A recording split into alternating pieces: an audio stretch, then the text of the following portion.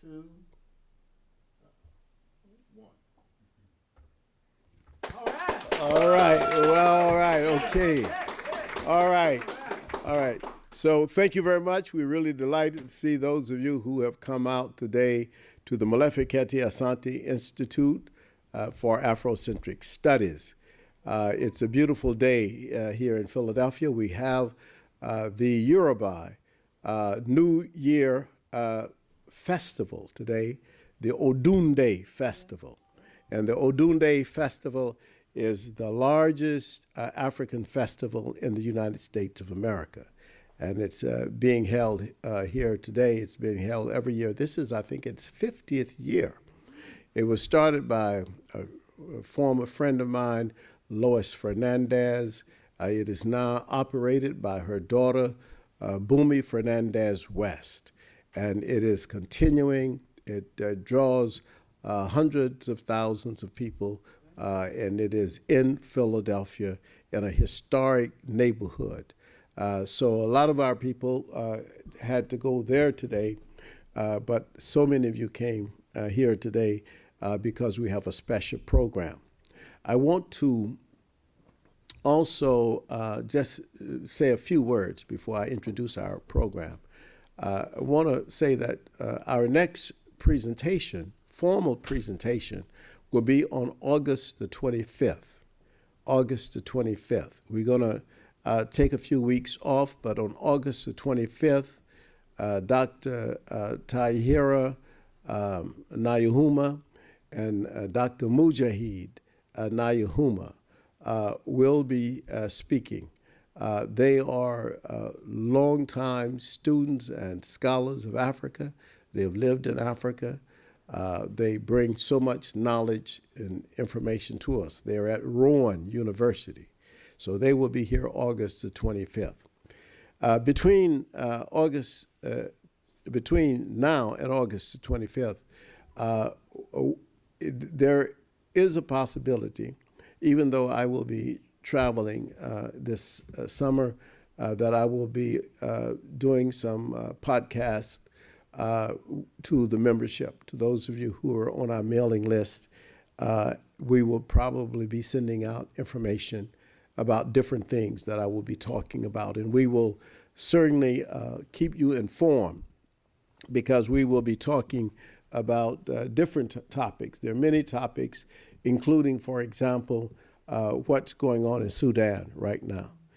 Sudan is one of the largest countries in Africa, and there are two warring factions in that country that are fighting each other. Both of these warring factions are actually Arabized Islamic factions fighting each other, even though the majority of the population in Sudan is not the Arabized population. So we can't even yet determine politically who we need to support in that situation because both of them are bad. The one side is the government side, and the government side is really the elites who have ruled that country for a long time. The other side that's fighting is a group that was supported by the government, created by the government, called the Janjaweed. But now they're called the Rapid Response Forces. And those forces have collected as many what I call radical Islamic groups from all over Africa, from Niger, from Chad, from Nigeria, and all those people have come into Sudan to fight on the side of that group. But the Janjaweed, they did so much damage to the people of Darfur. There was a whole genocide of the Darfurian people, and it's still going on because what they're trying to do is to separate a part of Sudan from the rest of the country. And they're trying to set up an Islamic state in what is now Darfur. And that is what we're fighting against. We've been fighting against that, but we don't know whether, I mean, if we support the government doesn't support that. necessarily, but that's because the government wants to control the entire country. So it's a big mess, but I'll be speaking about that with more clarity later on during the summer. I will also turn some attention to the situation in the Congo, which is the longest war fought in Africa's history. It's still going on. That war has started almost 20 years ago and still going on, and it's killed more people than any battle. So we're going to be doing that. I'm also will be turning attention to some of the key issues in the African American community. Particularly, we are fundamentally interested in the political situation in terms of giving people choices about the future, what's going to happen in this country, because we know, all of us know, that this is a critical time for the United States of America. The choices that have to be made, the decisions that have to be done, we are very eager to delve into that. And then I will also be delving into African American history and to African history. The whole idea of the Black Madonna. This is something that's been on my mind for a long time, to write a book about the Black Madonna. Because the Black Madonna, if you travel to Europe, you will see in these old Catholic churches, they're trying to whiten them now, but you will see all these Black Madonnas. I've seen them, and I've gone and wondered, what do these people think? How do they relate to the fact that the Madonna is black? And they have them right there in their Catholic churches. And even in their Orthodox Greek churches, they have them. In Russia, they have them. These Black Madonnas. And so where is this? What is this about? And why is it now that they are trying to widen throughout Europe? They're trying to widen these images of the Black Madonna that goes back long centuries into European history. So this is one of the things. Of course, we know that the first Madonna was Osset, was Isis, was a black woman, you see? And we know that. We know that from history. And so the story of Mary and the child actually is a story that is based on the ancient African story of Osset and her son Heru, or Horus. So we have to talk about that, bring that to the fore, and try to explain why racism and white supremacy has tried to wipe away the whole history of black people in terms of what black people have done. So these are some of the issues that I will be looking at as we go through the summer. But today, we are fortunate. Today, we know that so much history has been made in this country, and so much history is in this country, that we are very, very happy to have a guest from Lawnside, New Jersey. We have Sister Sharron Whitney. Sister Sharron Whitney, who is the director of the Docent program at that museum in Lawnside, African American Museum in Lawnside, for the history of that city and town. And she's here, and she has brought one of her stars with her, one of the outstanding young men. And I've just looked at the Scoop newspaper. He's in the Scoop newspaper today for his work, and I think we should give him applause for that. And also, he is, and they mentioned that he was going to be speaking at the Maleficenti Asante Institute. So I am at this time very, very pleased. He's a docent from that organization, and he takes people through the whole history of the Lawnside community. And so I'm just really happy that he's here. And I just want to welcome, actually, my grandson, Jamal, who is here, who helps us Jamar lives in Dallas, but he's been speaking up here in the Northeast and doing some work. But he is really helpful to Brother Kareem and Brother Carlton. So we're delighted that he is here with us today. So at this time, Sister Sharron Whitney, will you come forward?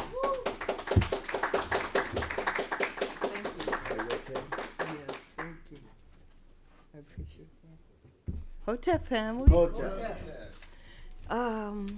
First, giving honor to the Creator, known by many names, and I need permission from the elders to begin. You have permission. Thank you. Now, we're going to take you back in time to a time, it was a turbulent time for our people still, but it was worse then. We're going to take you back and we're going to show you the Lawnside legacy. And our docent, our youth docent, will take you on this tour back in time. Mr. Afterbridge. Mr. Afterbridge. Can you tell us a little bit about him? Yeah, he's going to tell you. Yes.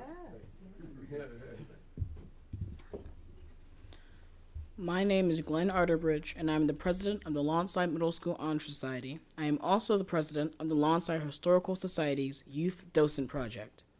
I decided to be a docent because after the assemblies at my school, I was interested and I applied. As you know, Lawnside has a very rich heritage.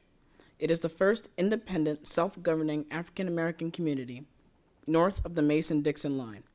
People of African descent began settling in what's now Lawnside in the 1700s.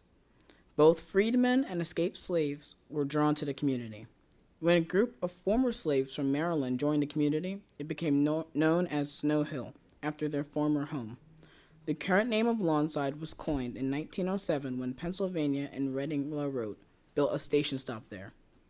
At the time, Lawnside made contributions to the freedom effort. Nearly 50 men joined the Union Army during the Civil War, likely in the 22nd U.S. Colored Troops that mustered out of Philadelphia. The town was also a stop on the Underground Railroad, and its respected resident minister and agent. Preacher Peter Mott's house was the station, and it's been restored by the Lawnside Historical Society.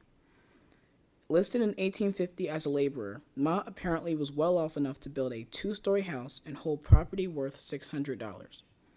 A respected member of the community, he founded the Sunday school at Snow Hill Church, which is now Mount Pisgah AME. In 1919, John Lawson, a prominent Philadelphian and recipient of the Medal of Honor for his service during the Civil War, was laid to rest at Mount Peace Cemetery in Lawnside. As Lawnside grew to have its own school, churches, shops, and distinct culture, it was clear that Lawnside should stand on its own. Through an act of the New Jersey legislature, Lawnside officially became a borough in 1926.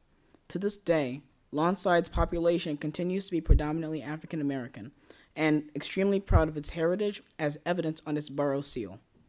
Despite historical discrimination from banks against African Americans, the incorporation of the town as a black community allowed residents to achieve home ownership with minimal bureaucratic obstacles. This was also facilitated by local mortgage lenders like the Home Mutual Investment Company, established in 1909, and the Lawnside Mutual Building and Loan Association in 1915. Lawnside's existence and reputation as a distinctive black community was supported in the 1930s through the presence of many entrepreneurs who developed a thriving jazz and barbecue scene in the wake of Prohibition, with venues named the Cotton Club, the Hi-Hat Club, Dreamland Cafe, and Club Harlem. These establishments attracted visitors across the Northeast, offering the opportunity to enjoy performances by influential African-American artists and celebrities who are not allowed to play at white establishments, including such superstars as Sarah Vaughan, Ella Fitzgerald, Duke Ellington, Billie Holiday, LaWanda Page, Billy Eckstein, Arthur Prysock, and even champion boxers Joe Louis and Jersey Joe. During the 1960s, Lawnside's young people, influenced by the Civil War and Black Power movements, rebelled against discrimination they faced at the regional Haddon Heights High School, leading sit-ins, protest marches, and media campaigns which resulted in changes in the school administration, increased representation in student life, the introduction of Black Studies courses, and the formation of the Afro-American Cultural Society. On April 9, 1968, Lawnside civic leaders became the first governmental entity in the United States to declare the birthday of Martin Luther King Jr. to be a holiday, just days after King's assassination. Please help continue this rich legacy by visiting the historic Peter Mott House. Now I will share a video showing the Peter Mott House and its legacy. One young lady had said when she had gone to Haddon Heights that the teacher had gone around to individuals in the class, and she had gone to, say, maybe a Jewish child and asked about her history, and then went to maybe an Italian child and asked about his history. And then when the teacher came to the child from Lawnside, she looked at her and said, "You have no history." I said, "This is it. We have a story to tell, so we're going to tell it."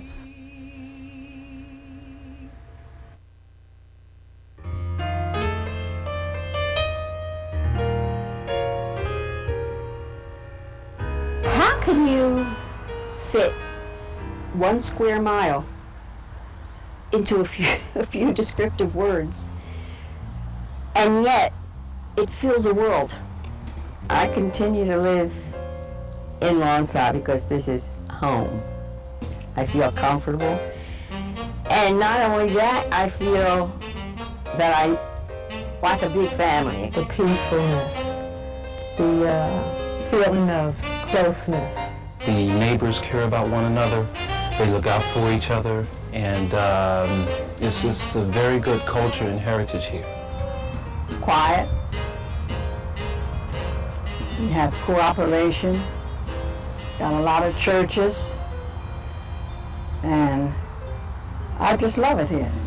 It's small, it's comfortable, it has its own familiar space. And Lawnside is a part of my culture, my heritage, and my upbringing, and a part of me. Lawnside, New Jersey is believed to be the Northeast's only incorporated African-American township. Incorporated in 1926, it is one of the most important historical abolitionist locations in the country. It's self-governed, and it goes to show what African-American people can do. 4th of July was like the biggest thing, and just brings back so many memories when just thinking about that when I was small. Knowing everybody, waiting for 4th of July is the biggest event of the year for an 8-year-old. All the free food and the rides, it's something. This town came into existence because 2 miles from here to the north is Haddonfield, New Jersey, which was set up by the Quakers. And they were part of the abolition movement. And they were part of the Underground Railroad directing to this area. I'm the granddaughter, great-great-granddaughter of Davy Arthur, who came to Lawnside in 1840. That was more than 20 years before the Civil War. He and his brother Isaac and brother James and sister Hannah were runaway slaves who made their way to Haddonfield, as I said, in 1840. The Quakers there helped them to get to Free Haven, which later became Snow Hill, and then became Lawnside. I learned about Peter Mott after joining the Lawnside Historical Society. I did not know anything about Peter Mott. I do not even remember hearing his name. Peter Mott was an African-American free abolitionist that used his home as a safe house or a stop on the Underground Railroad. A free black man who among the people in the area was probably more educated, a little wealthier, and not only that, Peter Mott was a man who was an individual who had a very important role in the Underground Railroad here in Lawnside and in South Jersey, and is probably one of the many unsung heroes of the movement. The Underground Railroad, a series of stops for fugitives from bondage, was the trail that helped to free as many as 100,000 enslaved persons that may have escaped in the years between the American Revolution and the Civil War. A black man housing railroad passengers would be risking his and his family's lives, not to mention his property. From what I know of the history, Peter Mott goes back, I'm almost certain he was a Sunday school teacher. He was like a pillar of the community. Slavery was a horrible thing, and him being part of the Underground Railroad was very important for black people, for people who believed in freedom. And just having to still have that connection is important. You never forget the horrors and those who put their lives on the line, because it was dangerous being part of that. I mean, even after the Fugitive Slave Act and before, $10,000 fines, whippings, imprisonment, everything. Dangerous. Levis Moore was my great-grandfather, and he was a member of Mount Pisgah Church, where Mr. Mott was a Sunday school superintendent. And so they knew one another. In 1849, my great-grandfather purchased property from Mr. Mott. He was able to buy and sell much of the land that he acquired, and as a result, he contributed to developing this town. If we look through the Office of Records and Deeds, we'll see transactions that he made and streets named for the people that he traded property with. So he brought and sold property to Charles Watkins, and we have Watkins Avenue across the road here. He sold property to James Thomas, and so we have a Thomas Avenue. He sold property to Mr. Haney, so we have a Haney Avenue. So he was a really significant figure in the development of this town. And, you know, you just swell up with pride as to what this individual did, and you think about, well, he really didn't have that much by our standards today. But you figure if you go back in the 1800s, as a black man, he did have a lot, and he achieved a lot. One guy right here is a little teeny child, 4 or 5 years old, lived in there with his mother. And he was born, you know, with one of those people who was born with a veil on their face, they could see things. And he swears he saw Peter Mott walking up the backfield leading a cow. He had on an old black coat and knee-length gumboots and an old hat on his head, going up there with leading his cow. Clarence Still, who was our founding president, had brought to the attention of his society that there was a house located off of Gloucester Avenue where Peter Mott had lived. I don't know much about Peter Mott at all, or about the house. Up until recently, I hadn't heard about the Peter Mott house. I'd seen it, it's there, and I did know that it was the oldest house in the community. My grandmother informed me that the slaves were brought here and were taken to this Mott house back here. They used to talk about how slaves were hidden there during the day, and that at night they could keep on if they wanted to go to Canada. Somebody's calling my name. Hush, hush. Somebody's calling my name. Actually, the first time I came to this site was with Mr. Still. Mr. Still, the historian. And he brought me here because he thought this was the oldest house in Lawnside. And so he took me through. This was very shortly after the last occupant had died. And none of the area had been developed. It was still the farmland sort of setting. Actually, the farmlands had kind of been taken over by some woods, but more or less it appeared as it had probably for 100 years. We believe that it was built around 1840 to 1845. You can tell that from what architects tell us based on the construction. There are pegs instead of nails in the rafters. I said I would proceed to find out who owned it and where it stood. So I went to the Borough Hall and I inquired about the property. And I found out that it belonged to Pearl, who had the celebrity room. Remember Pearl's celebrity? Well, Pearl owned it. But in the meantime, Pearl had a stroke. When I moved here, the house was like a shack, and I couldn't see how anybody could live in it, but they were going to remove the house and build 2 townhouses next to mine. I was at a council meeting and it was a developer, and he was developing these new townhouses on Gloucester Avenue. Somebody came to council and they wanted the developer to give them the land that the Peter Mott house sit on. One day I got a call from the Borough Hall, and they told me that DeFeo Construction had gotten a demolition permit to tear the house down. And so it was at that point that I decided, to go talk to Mr. DeFeo about the house. He never intended for this house to continue to stand. It was in fairly poor condition at the time. In fact, there was some discussion on whether it in fact would stand long enough to give us a chance to restore it or not. I mean, it was that bad. And he stood up and defended his project by stating that this development could go on because he had financing on the line. He had contracts that he already signed. He had proposals with unions, etc.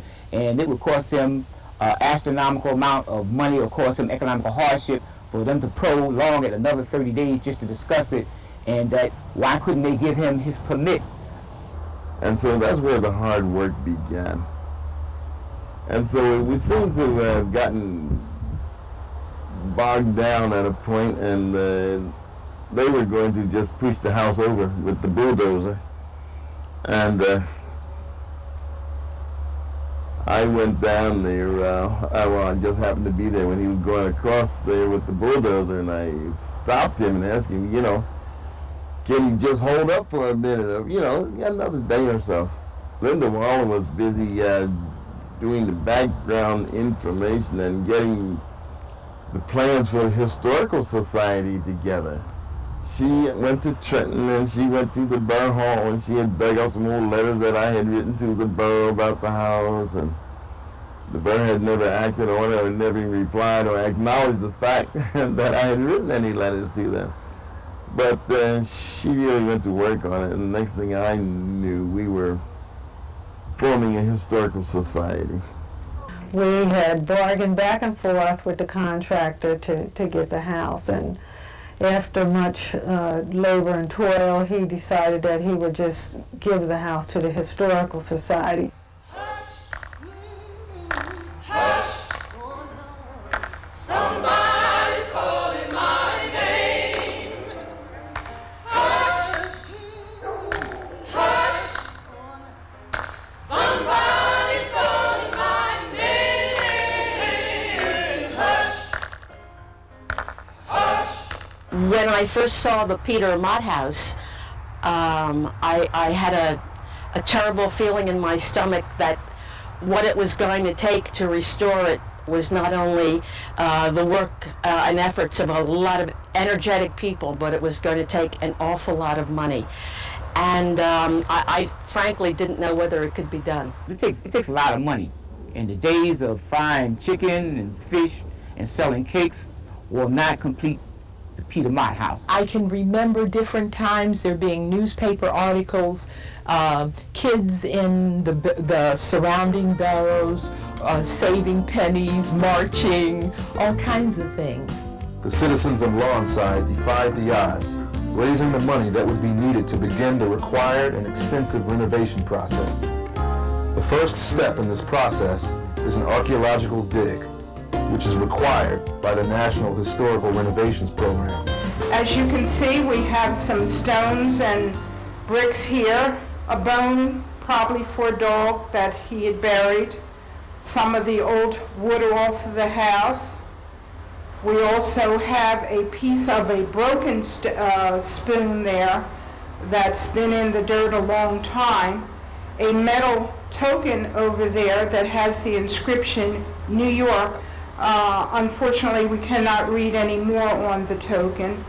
They found a shoe that dates to approximately 1800s, some old glasswork and bottles, and it was a practice to kind of discard your ceramic ware by burying it in your yard. And there had been some pieces of plateware and glassware found around the house in the yard. Somebody's calling my name. Hush, hush. Somebody's calling my name. Once the actual restoration began, of course we had a job laid out for us here. We found that the foundations were no longer sound. In fact, the wall that fronted the White Horse Pike, the original front of the house, was actually collapsing. And it was, the structural engineer said it was only a matter of time before it would be on the ground and the house would follow. So one of the first things we had to do was shore the house up with wood studs from the bottom to the very top. We restored the structural integrity of the building long enough that we could then follow up with the actual restoration of it. We had to move the building from its original foundation so that we could rebuild them, and then we were able to move from the ground up and restore it as you see today. The initial house included the window, the door, and the next second floor window there. Up at the cornice line you can see a break in the cornice. From that point to the left was the original part of the Peter Mott house. From that point to the right was the addition, which was built around 1870. No modern materials are allowed. The siding is wood, not vinyl. The windows are wood, not vinyl or aluminum. And the roof shingles are also wood, the original material of the roof. The entire community of Lawnside was helpful and active through this project. I think it's a major undertaking for a small town to take a building like that was in such deplorable condition as this, near collapse, and completely restore it.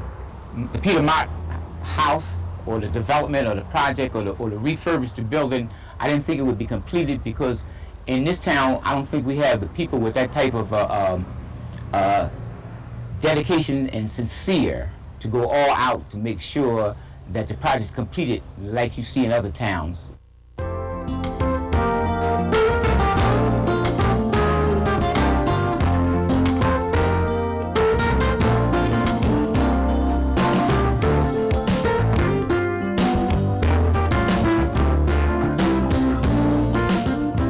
When I woke up this morning, I said, boy, this is a blessed day. I'm here. And then I thought to myself, it's another blessed day. This is our opening day.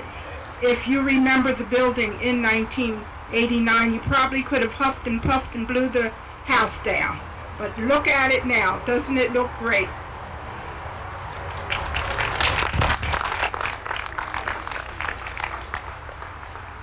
Good afternoon. My name is Peter Mott. I'd like to welcome you to my house. This is my farm. I live here with my wife, Eliza. I was born in Delaware around 1810 or perhaps 1811. I cannot be sure. I am a free man. Always has been and always will be. With the renovation of the Peter Mott House and the creation of the museum and library, future generations will have answers to questions that they may never have thought to ask. Mott's freedom of spirit was his most important credential, and because of this particular kind of freedom, he has taught valuable lessons that generations to come will reap. I think he shows us that nothing comes easy. You have to work for everything you get. To be self-sufficient and diligent, and most of all, be trustworthy and be good people. Because he struggled. He struggled as a free man to help free his brothers who weren't free. Peter Mott was one of the men and women who put their lives on the line, their property on the line, their homes on the line, their very families on the line, so that people could be free. I think it's very important that you save the Peter Mott house because it needs to be there for our children to see what our ancestors had to go through, and they need to always be reminded of that. It's history available to all Americans who don't know anything about Peter Mott, who don't know anything about the Underground Railroad and what happened at that time. It's very important to have this house set up as a museum so that all Americans can come. I can't overestimate the importance it has to the people today, especially the youth of the day. We have to have that symbol of resistance, that symbol of resistance to slavery and racism. Yeah, a lot of young people, black and white and Hispanic, don't realize the sufferings of Africans and the struggles that people had to go through to get rid of slavery and racism. And if we lose all these symbols, these things of the Underground Railroad, people would tend to forget. Now, we are living in a time when young people especially are also enslaved to drugs, to violence, to promiscuity, so many things destroying their lives. And the lesson they need to learn is that just as our ancestors laid everything on the line to be free, they can do it too. I was glad to see when somebody took enough initiative to want to save something historical, because there's a saying that if a man has no past or knows not of his past, knows not where he's going in the future. It's not just there for Lawnside, it's there for everyone. We have a story to tell. Its history is just, sometimes I believe, the best kept secret in not just in African America and among our culture, but so many people who do not realize how important the history of Lawnside is. Historians have asked, was Peter Mott born free? There is no concrete record of Peter Mott's status as free man or former slave. However, Mott was an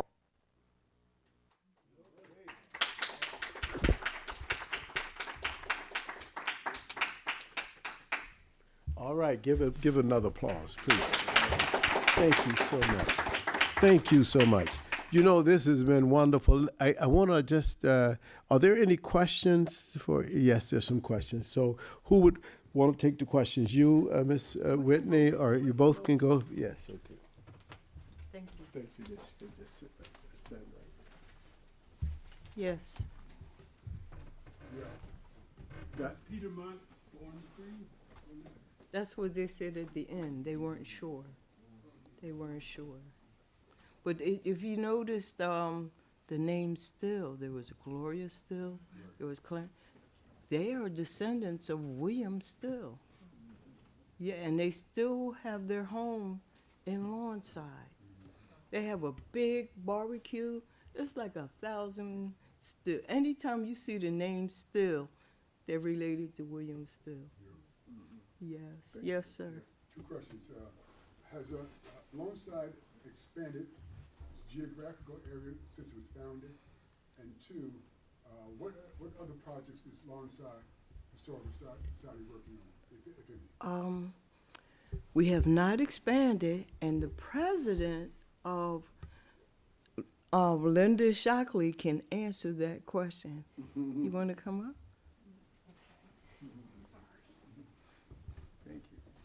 Thank you. Thank you. Can we get out there? Thank you very much. I'm gonna be right here. Okay, you can sit. All right. Thank you. Thanks for that question and those questions. Lawnside, as it was incorporated initially, included a section that had Caucasian people in it, and those people did not want to send their children to the school that was governed by our children, so they tended to go to private schools. And when the Depression came, they wanted to go into other school districts, and those other school districts, Cherry Hill, I don't know if you're familiar, wouldn't accept them. So, and we just learned this through a register nomination for our school building.